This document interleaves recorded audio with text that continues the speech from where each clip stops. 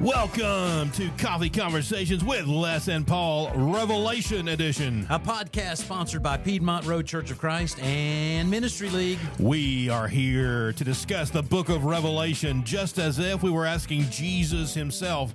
I am Paul Sperlin. And I am Les Sandifer. We hope you will enjoy our relaxed Bible-based discussions. Thanks for joining us as we think about and talk about all those things we'd ask Jesus over a cup of coffee. Energy levels high again. I got it. I love it. It's way up. It's different every time, which makes it so special. Paul's had a cup of coffee, and he's got a cold Frappuccino open and ready to waiting. I drank a cup before I came down here. This is going to be great. He's going to be wired for sound. That's right. Wired for sound. Wired. That's a phrase I haven't used before I like it. on the air. I mean, that makes sense. Wired for sound. Yeah. It's like that. I almost said it. You almost said what? It's that smoky smoke sound. That doesn't count. Oh, man. I told Paul All if he right. worked that phrase into this podcast somewhere, I'd give him bonus points, but it's too early. All right. I still got time. It just okay. randomly needs to happen at 10 or 12 minutes. But do you play the game of the challenge word? I don't. Oh, yeah. Yeah. What? It's a challenge word.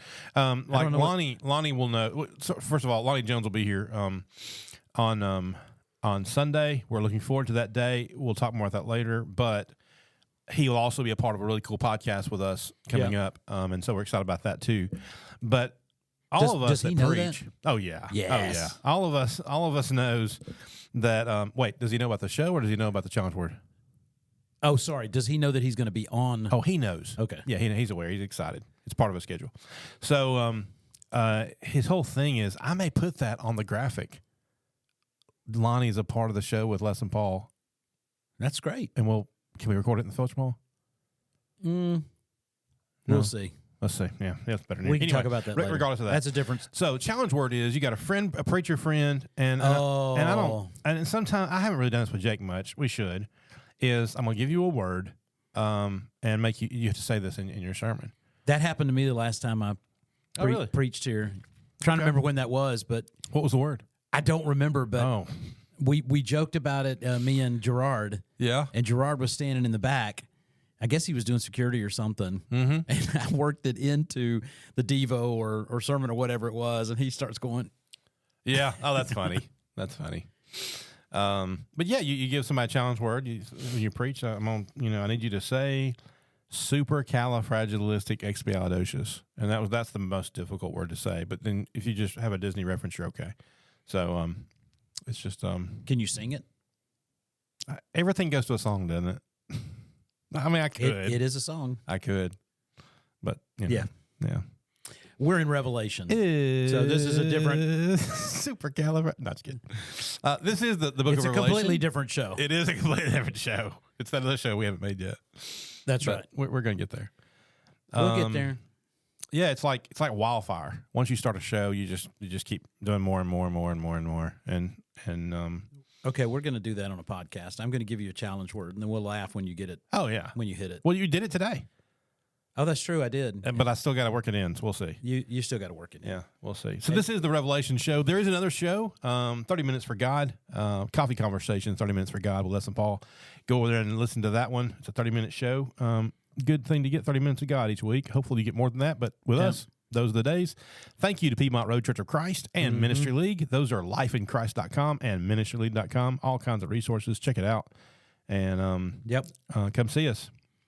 This show actually is live every Wednesday night at 7 o'clock. Meet us here at Piedmont Road Church of Christ at 1630 Piedmont Road, Marietta, Georgia. And we're in the fellowship hall. We'll talk to you about Revelation. We are up to chapter 7, Les. That's correct. And that's where we're at. And some crazy things happening here as John continues to describe what he sees. Yep. And so that's where we're at. Yeah, and if you remember where we left off, we're between seals 6 and 7. So we've seen John's vision of the first 6 seals being opened. But now we have, if you want, an interlude, if you will, in between seals 6 and 7, just to kind of give a little bit of a teaser. It's kind of cool when we get back to seal 7, how it's described. So, you know, be excited about that. That's coming. That's in chapter 8 because it talks about silence before that, when that 7th seal is open. We'll talk more about that on the next podcast. But for now, we got to talk about the 144,000. We do. We kind of don't have a choice. Between the 6th and the 7th, here we go. Because there's a whole chapter, well, half of a chapter that talks about 144,000. It's all that's going to heaven, folks. Yep. So if you didn't know that, turn over to Revelation chapter 7. It says it right there. Mm-hmm. And I heard the number of the seal, and it was 144,000, and that's that. The great day of wrath. Don't forget about chapter 6, verse 17. We're done. Yep, for sure. Because that's all it says, and that's what some religious groups hang their hat on. They do. Let's just read it. I do not understand why, but yeah. I don't either. I don't get it. All right, let's read a few verses, and then we'll start chattering about it. Let's do that. After this, reading from the ESV, and Paul, since we talked about it earlier, what is the New King James? How does that lead into that chapter? After this, instead of that, I saw 4 angels standing at the 4 corners of earth. What's the first? How does the whole phrase read from the beginning? The beginning of the verse. Does it say after these things I saw? After these things. After these things. So the ESV says after this.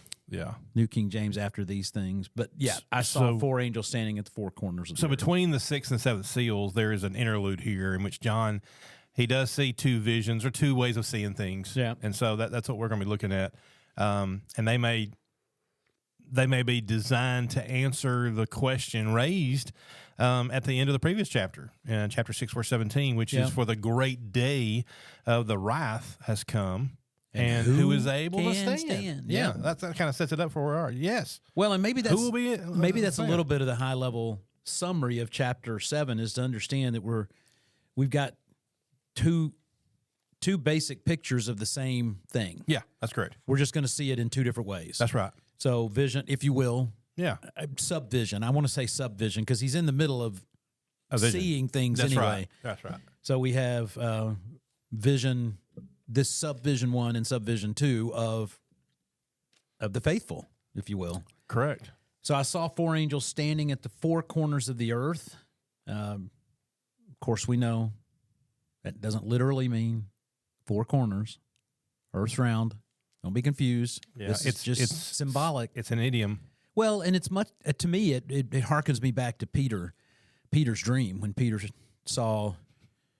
What are you laughing at? You used the word hearken again. I like it. Oh, I did. I know, it's so exciting. I'm sorry. I'm so excited. How about that? It means we're into it. Let's go. Bring it. You're right. Let's But go. Peter's dream, when Peter was understanding that that the Gentiles were part of this whole business. Right. We had the 4 corners of I guess a great sheet, if you will. Yeah, that's a good description. So this is not the first time. 4 is a number, just as a reminder, 4 is a number that represents humanity, earthly humanity stuff. Mm-hmm. So we see that throughout Revelation, but not only Revelation, other parts of the Bible. So, Yeah. I mean, this is consistent. The 4 corners of the earth, it's just really a representation of Right. things on the earth, holding back the 4 winds of the earth, that no wind might blow on earth or sea or against any tree. Not a literal wind, Not a literal wind. but sometimes wind represents power and might. Yeah, and I have a footnote reference here. I mean, just a circle reference to Jeremiah chapter 4. I did not go back and look that up. So if you want to go look at Jeremiah 4, 11 and 12, there's probably some language there that speaks to this 4 winds idea. But that, like you said, it's really just representing something. And what we see here is we're just holding things in place while we look at this vision that's coming. Then I saw another angel ascending from the rising of the sun with the seal of the living God. Remember, we talked about seals before and what they mean. So this is a little bit different kind of seal because this isn't the one that's intended to protect the ownership of the thing inside. This is more to show you what the nature of the person. Okay. They have a very similar So thing. one is the wax thing on the outside of the scroll. That's right. This is like the heart of the matter. That's right. This Yeah. was it in class? I think in class, maybe it was you or somebody else that said when they think of the seal, their initial mind goes to the big seal of like the FBI Yeah, or that's me. on Yeah, the floor. for sure. Yeah. This probably is more in representation of that. Which is interesting they have because it's still a seal, It's still a seal. but it's smaller. yeah. It looks rubber because you Yeah. matted it because of the heat of the plastic of the you Yeah. know, the drip of It's it true. to make it together. So we have this angel shown that was this, with the seal of the living God, which means, of course, that John is being told this angel represents the message God has intended Right. for him. And he called with a loud voice to the four angels who had been given power to harm earth and sea. Remember, we can kind of go back and tie these four angels back, if you want to, back to some of what we saw with the horsemen. We've got some things going on, but it says, do not harm the earth, verse 3. This angel is saying to those four angels, do not harm the earth or the sea or the trees until we have sealed the servants of our God on their foreheads. Explain that to me. Which part? We're gonna press something on their head. No. I mean, you don't want to do that. Well, this phraseology kind of goes back to Jewish. It does. I mean, back in Deuteronomy chapter 6. I mean- is that what do you have that open? Yeah. Oh, no. I No, see chapter 6. That's, No, I'm in chapter Revelation. but I mean, it goes back to the same kind of idea of how you bear yourself as a servant of God and how you're represented. I was about to use the word representation, so Yeah. you're absolutely right. Yeah, that's good. I like that. I just want to throw that out there because people are like, foreheads, what's on the forehead? Stop Yes. doing that. Yeah, so I've got a friend that It's symbolism again. she has forever tried to maintain that something we'll read later on, and I can't remember if it's in chapter 19 or 20, but where it talks about Jesus having, I think it's Jesus having something on his thigh, and Okay. to her that's a tattoo, and therefore tattoos are fine. Oh, You talking about just taking things out of context in Revelation, which Yeah, I people think do all so. the time. Of course. There's another example, right? I mean, We're not talking why about not? Let's add literally. another one. Yeah, we're not talking about literally somebody having something on their forehead. Right. Okay, this is more just a representation of understanding that what we're going to talk about are those that have been faithful to God. That's what we're talking about. That's it. And I heard the number of the sealed, 144,000 sealed from every tribe of the sons of Israel. So let's just stop, right? A lot of the religious world wants to stop there. Yep. They just want to hang on that number. That's true. There's 144,000 right there. And we can go through the list, right? 12,000 from the tribe of Judah, 12,000 from Reuben, 12,000 from Gad. I'll just read them. 12,000 from Asher, 12,000 from Naphtali, 12,000 from Manasseh, Simeon, Levi, Issachar, Zebulun, Joseph, and Benjamin. Now, And if you don't know your go. your tribes of Israel, it's a good way to remember it. This isn't the order in which they were born. Reuben's the oldest. Keep that in mind. Girls Jazz Band, misspelled jazz. It's JZZ, but you got no JJZ. But Girls Jazz Band, Gad, Issachar, Reuben, Levi, Simeon, Joseph, Judah, Zebulun, Benjamin, Asher, Naphtali, Dan. In this case, though, Dan is not mentioned, and I think that's where you were going. Yeah, we can go there now. Okay. It wasn't Oh, I'm sorry. top of If the we need list to at wait, the we can go moment, but yeah, it's just interesting the order. If you want to talk about interesting things here, and people get hung up on this, they really, really do. Let's start with this. Let's start with the higher level concept Okay. of the fact that we're this section, and we're going to transition to what we called subvision 2. Yep, We're going to transition to a different way of seeing this in a minute. that's correct. This is all Jewish. That's right. Why? That's what people want to look at, and they go, "Oh, well, this is about Jews." And I've heard all sorts of variations on this. Mm-hmm. Paul, any thoughts? I mean, the people of Israel. I mean, you're talking about Jewish people from the very beginning and their love for Abraham, Father Abraham. You know, all these things. I think that's something to consider when you think about who has created the framework for and That's a great way to put it. Christianism isn't the answer because we're not there yet. You know, we're That's right. talking about how God's people are managed and how they do life. We call the church spiritual Israel. Right. It is a natural thing, and this is kind of the point to be made part of the point to be made with this chapter, it's a natural, I use that word probably too much. It makes sense that the Holy Spirit, that Jesus would represent the faithful in this way first, because it is the lineage that led to the church that Jesus came Right. to die for. That's true. What set the stage for that? It was God's people that Jesus was with in the wilderness. Paul talked about it. Christ was the rock that wandered with them in the desert. Jesus has been with them all along. He's painting a picture for you of the faithful, and he starts with a representation of God's people that was Israel. That's right. We're going to get a different representation in a minute. Yeah. It's not a different group of people. These are symbols of something, and the something is the faithful. We just saw it at the end of chapter 6. You made a reference to that. It's the very end of chapter 6. That's right. Just before we get into 6:17. the destruction of everything. Right. So now let's dig. Just because it's fun to do. Let's just dig a little bit on The number. both the number and the tribes. Let's start with the tribes, right? Okay, sure. It starts with the tribe of Judah. Maybe that's because Judah's the lineage that Jesus came from. That's true. It's out of order to any representation given in the Old Testament Yeah, that's true. of the tribes, because they're given in the order of birth, Right. naturally in the Old Testament. But here it starts with Judah.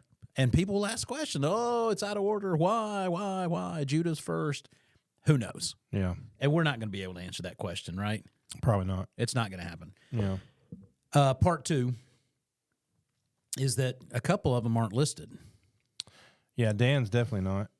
And you had before show you'd talked about they had practiced idolatry and other things, and other references and commentaries tries to throw the Antichrist came from there. That we're not going to say that, but there are some things that separated themselves from the rest of the crew, and I think that may be why they were not mentioned. While Levi and Joseph, they are counted as tribes. Yeah, very interesting. Levi's in there, and Joseph, yeah. So now, what this does, though, this suggests too many for the 144,000. okay, yeah, 140. That's right. Yeah, 144,000 of Israel. But it also shows the symbolic nature of it all too. So, and there are certain groups, religious groups, air quotes, who claims that they're the ones and they're the 144,000. right. But that is the same group that has over 8 million people in their religious group, which tells me that actually it's 8,400,000. So 8,300,000 are not going, if that's the case. so you are killing the over majority of your people. Yeah, you're making a strange argument. So quit. Stop doing it. Yeah, and that's just a representation of how many might be in that religious group at any one time. That's right? true. So if you look at how many multiples of that number over time, I mean, how many people have called themselves by that particular religious group's name Right. in all the years it's existed? That's true. It makes that 144 seem insignificant. But they document it in not the Bible, in the book they try to That's share. right. They document it. It's like, what are you doing? You're hurting the over majority of your people. And Yeah. why are you talking? This is what's interesting. They're going to knock on your door and mine and That's ask right. us to be a part of something, but they've already decided what the number is. That's right. Why do I have a shot? Why do I need to do this? I'm just saying this. And it's not just them. There's a lot of groups that claim this is our people. Well, doesn't that group also disavow the concept of hell too? They do. So I mean, what would even motivate you? And the can't be in the qualifications of elders 144. too, if you think about it. Oh yeah, that I too. mean, it obliterates it Yeah. when some. There's only 144,000 and you're not likely to be in that group. Oh, and by the way, if you don't do what we're telling you should do on this Yeah. earth, there's no hell. So there's no consequence. So why did you knock on my door? Yeah. If Why I'm are already you- okay. Yeah. Why are you here? What are you doing? Yeah. Go home. Yeah.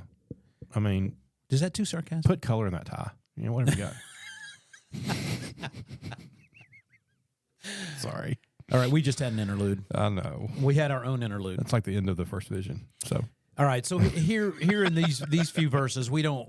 I mean, there's no reason to belabor it. It's a representation of something. It's a representation of the faithful. It's follows the given to symbology. it Hello. in a Jewish context. Right. Why is 144,000 the number? Well, if you do just a little numbers work, what we're really trying, what you should understand is that representative of God's people. it's representative because of the tribes. of the perfect number of God's Right. people that will be saved, and that would be Right. anybody that's been appropriately following Christian. Jesus yeah. and the Heavenly Father. Now that to do that is a baptism. You know, we go to what's that Revelation? You go to Romans 6, 1-7. Yeah. As right. Jesus is baptized, as Jesus is buried, we are also buried. Right. In a watery grave of baptism. You know, Acts 8. There's so many things there that can go with that. Yeah. But please don't think just because you say Jesus' name and you say a prayer that you're good. That's not the answer. The answer is to do what Jesus did in Matthew chapter 2 and 3 when we talk about the fact that he had John to baptize him. Again, why do you baptize the most perfect person? Well, because he hasn't been immersed in water yet, and he's going to do what God tells him to do. Well, and it's interesting. We haven't even made this point up till now in the book of Revelation. And so the very interesting thing to me, because you just brought this up, is to have people understand the nature of how Revelation fits into everything presumes that you understand how salvation occurs. That's true. It doesn't teach you that here That's because right. guess what? It's taught elsewhere throughout. We get to this point, we're talking about people that are saved, but they're saved in a very specific way based on what God has told us elsewhere. You make a really good point. Let me throw in this. This is why we are called New Testament Christians, because we follow the context from Matthew all the way to Revelation. We follow the testament of it. We are New Testament Christians. You will come in contact with people who will want to share with you a verse, Romans 10:10, for example. Okay. For with the heart man believes unto righteousness, but with the mouth confession is made to salvation. All you Yeah. got to do is say something. No. I'm not a Romans 10:10 Christian. Now, I use that on my journey to Jesus. Yep. Great point. But we need to understand that we are a New Testament nation. Yeah. And that we follow the entire New Testament. And you got to put all the pieces together. Yeah, it's a 1 huge, Peter cool 3:21. puzzle. Yeah. When Peter's talking about the nature of being baptized or immersed and Right. what the process is. The process isn't removing filth from your flesh. Absolutely. It's a response to God. That goes back to the Jewish. But it's a go ahead. piece of all of it. Right. But you go back to the Jewish nation, they're literal like that. Like That the is flesh true. and blood. We get to, man, we can go so many rabbits on this one. Oh, But- yeah. But anyway, let's get back to the point. You know what? Let's chase this rabbit on another podcast. I mean, for sure. We'll- No doubt. Go over to our 30 minutes. We'll definitely get into hit this it. at some point. Oh, no doubt. Absolutely. Because this is all about Revelation. So, really, that's kind of the, unless you got something else to say about the Judaism piece, let's flip over and look at the second way or the second vision, if you Yeah. will, I will. subset that John sees. Right. That's starting in verse 9. After this, I looked, and behold, a great multitude that no one could number, from every nation, from all tribes and peoples and languages, standing before the throne, before the Lamb, clothed in white robes, with palm branches in their hands, and crying out with a loud voice, salvation belongs to our God who sits on the throne and to the Lamb. Let me just read the rest of this piece. Wonder what the difference is in verse 1 through verse, well, I guess you could say verse 8. When everything follows, he saw something, Okay. yet in verse 9, he looked. Both in the Greek translation is about a vision. Is about seeing things. I'm not pushing the vision thing. Yeah. But I just think it's interesting that it puts it in two different ways. Yeah, that is interesting. So I like that. I don't think I've ever thought about that. After this, I saw. Yeah. And like it's now, like before it was passive. I'm standing there and this thing marches across my field of vision. Exactly. And all of a sudden he turns his head in verse 9 and looks and sees something. But I can see 144,000. There's no way I can look at an innumerable number of things. That's right. I wonder if that has something to do with it. I can see this because I see it. I see that. it's I a can't great see all question. this. I'll just look at it. Well, and You know, and just Kinda cool. to go with that point, he's not seeing two different groups of people. correct. So I mean, it's important to understand that he's seeing the same group of people represented in two different ways. Right, and I think that magnifies the number is so large, That's right. and I think that's the point I was trying to get with that. So I've had people in the past say, this implies that there will be so many people saved and in heaven that you can't count. And how does that correlate to the narrow is the way, right? Mm-hmm. I will put it this way. You think about the number of people that live on this earth right this minute, 8 billion-ish. At least. And you think about how many people have lived since, let's just go all the way back to the flood. Since the flood destroyed the earth and it started to be repopulated, how many people have lived in all of that time? I have no idea. Mathematicians can tell you the number, but the number is Astounding. astronomical. Yeah, it's crazy. When you look at this and you see a great multitude that no one can number from every nation, and I know it's not a literal thing, what it's representing is that there will be faithful from all points of the earth, all races, all, whatever the alls are. Yeah. It's not restricted to any group of people. It's all sorts of people. But if you look at it and say a great multitude, like somehow that's representing that narrow is the way is not legit, Oh yeah. you don't really have in your mind a full concept of how many people have What lived the on numbers this are. earth. Yeah, that's true. Because you can have a great multitude from a gazillion. Mm-hmm. That's not a literal number, by the way. In case you're not a mathematician, gazillion Is it really is not really. Gazillion? No, I think it's an It sounds exaggeration. like a lot. It could be. Now that I'm saying it, it could actually be a word that represents quintillions and whatever. Yeah. The point I'm getting at here is that when we look at how John was given the vision of the representation of the faithful from a Jewish perspective, who were very numbers oriented, very literal people, and it says there will be a complete number of saved from those people that have done what God asked them to do. And now it flips to a different view of the world that's non-Jewish, different view of the same thing. It just represents it in a way that we more relate to Right. as a humanity today than a Jewish nation would have related to That's a it. good point. Yeah, but a I great like that. multitude. That's awesome. Everybody. Yeah. All right. Enough of that. Huh. All tribes, people, languages standing before the throne, before the Lamb, clothed in white robes with palm branches in their hands and crying out with a loud voice, salvation belongs to our God who sits One of on the my throne favorite and to songs. the Lamb. One of my favorite songs. Which song? Salvation belongs to our God I don't know that who song. sits upon the throne and unto the Lamb. Where did And they- It goes down to the Where did they get that? right here, right here. We're reading it. Blessings and honor, glory and power, wisdom and thanks. Yeah, it goes right with the passage. We should get a slot of that and put that with the class and sing that. You need to I'll do that. Is that okay? send it to me this afternoon. I will. Yeah, we'll because go I've over it. never heard that song. Oh, it's awesome. I'm sorry. We're in verse 10. Verse 11, and all the angels were standing around the throne and around the elders and the four living creatures, and they fell on their faces before the throne and worshiped God, saying, Amen. Blessing and glory and wisdom and thanksgiving and honor and power and might be to our God forever and ever. Amen. Be to our God forever. He's so mad at me right now. I'm just kidding. No, Be to our God forever. I just wish I could and sing it with you. ever. Be to our God forever and ever. Amen. I don't usually sing on the show. I love that song. That piece sounds familiar. Yeah. We sang it before. I'll send it to you. All I'm right, sorry. so- I'm done. Okay. Take your mind back to chapter 4. Dear listener, let your mind go back to chapter 4 and think about what was talked about in chapter 4. All the living creatures, That's right. all the other, everybody was there, right? Throne room. Let's go. Yeah.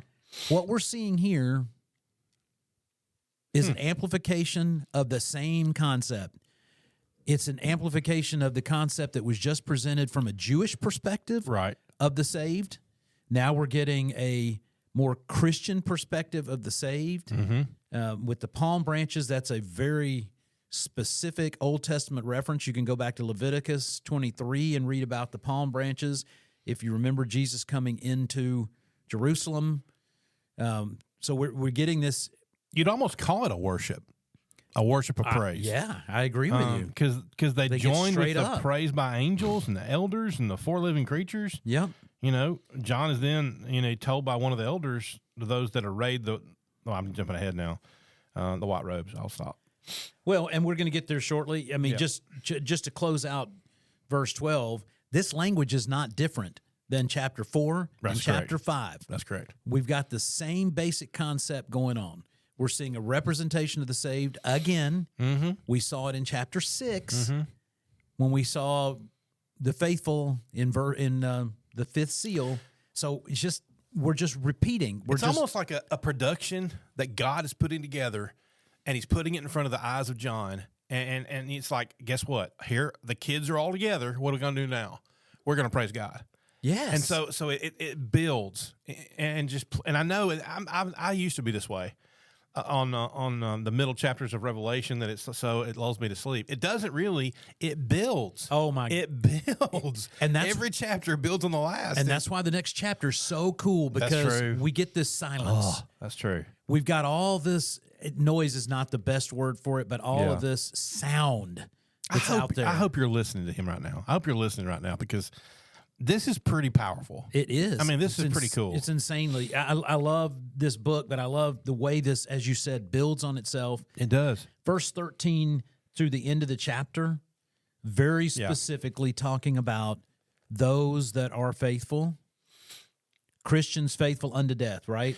Yeah, it says, then one of the elders answered, saying to me, who are those arrayed in white robes? White robes. And where did they come from? And I said to him, sir, you know. I love that point. Right. It's almost a smoky smoke thing. You know what I mean? I did it. Okay. See, so what happens here is the Lord, you can't say God's not funny. Okay. You can't say the Lord, through inspiration, doesn't share something.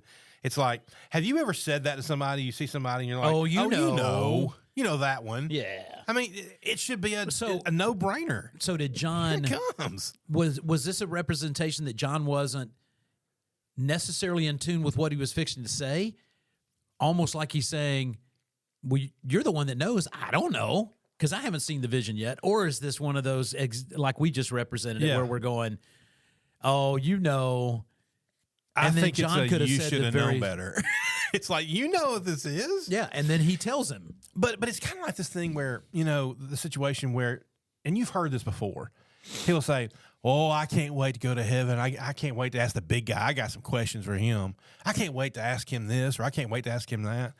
You're not going to ask him any questions. No. Your face is going to be on the floor. And I've said it too. I mean, I've said the same me too. thing. I know. If you want to know, wait. You're going to be overwhelmed by the power and the might of what heaven represents and the look, because that's where John was. I think what you asked, what's wrong with John? John was mesmerized by what he's seeing. Great point. And what we see from chapter 4 on, as we're watching this unfold, is not literally what we're going to do in heaven, but a representation of what heaven's going to be like. That's right. Right? And I think you can clearly take away from this that our thing that will happen in heaven, no tears, we'll get to that later. Oh, yeah. No tears, no crying, all the things that go with it. We're going to be worshiping God. That's right. And we're going to be in his presence. That's true. And that's what we're going to be doing. Yeah. I said to him, sir, you know.